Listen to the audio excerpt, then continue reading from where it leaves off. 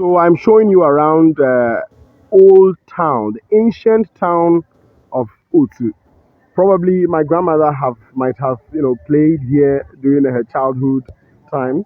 I might not know the specific place she was living, but I knew that this is where she hailed as a kid.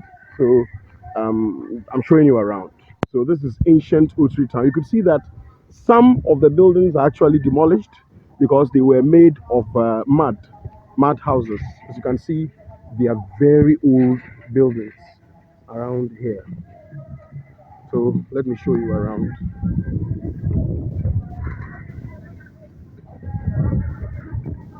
Show you around. And, so that is it. The ancient Otsir town here. Some are very old and demolished, and some really do not have people living in them. People might have moved from the old town because it's deep down the town itself. You have to walk. I don't know how to calculate miles and all those things. It's a bit far from here to the main streets that you would be able to board a car to either Accra or Takwa or the other towns nearby.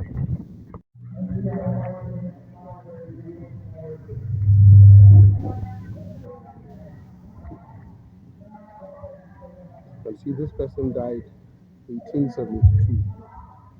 1872, as you can see closely. Sorry, was born in 1872 and died in 1951. 1951.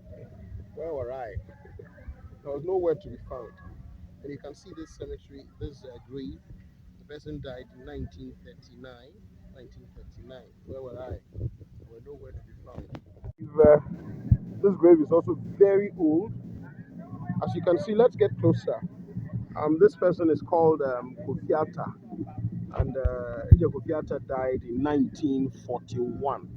1941. That is very long ago. Ghana had not gained its independence by then, because Ghana gained independence in the year 6 March 1957. So this is 1941 when the man died.